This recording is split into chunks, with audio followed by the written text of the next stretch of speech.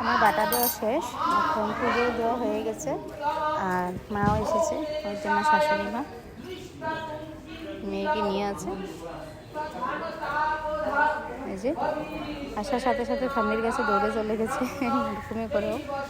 তো এখন পুজো হয়ে গেছে আমার মানে কি বাটা দিয়ে দিয়েছি। আর চারিদিকে ধূপকাঠি ভালো করে ঘুরিয়ে শিব ঠাকুরকে দেখিয়ে দিয়েছি, কালী মন্দির কালীমাকে দেখিয়ে দিয়েছি, মা দুর্গাকে দেখিয়েছি। এখন ওখানে পূজা চলছে। হ্যাঁ কি এটা উপর দুর্গা পূজা, এটা উপরে জ্যাকেট আছে, জ্যাকেটটা পরাই নেই। কই কই সুন্দর হাসি দাও তো। তো এই যে মা দুর্গা প্রতিমার মূর্তি, পুজো আর এসেই গেল। অ্যাকচুয়ালি আমাদের মেন পুজো এটাই, কিন্তু এই পুজোতে দেখতে গেলে মানুষজন ওরকম থাকে না, কিন্তু মেন পুজো এটাই।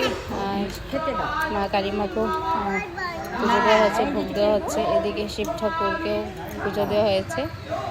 আর এখন মা দুর্গা মার পুজো দেওয়া হচ্ছে।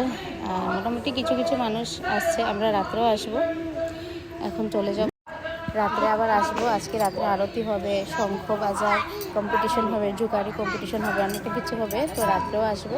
আর রাত্রে দিদি আসবে, আমাদের বর্দি, মানে কালকে যে মানির সাথে এসেছিলো, ও আমরা একসাথে আসবো। মাও আসবে আমার সাথে, মানে শাশুড়ি মা আসবে। আর আমার মা নেই, মা থাকলে আসতো, মা আছে মেজির বাড়িতে, তার জন্য। তো আজকে সকালের মিনি ব্লগটা এখানেই শেষ করছি। চলো ফটো শেয়ার করবো তোমাদের সাথে আজকে। তো আজকের জন্য এইটুকু। সবাইকে হ্যাপি বাসন্তী পূজা।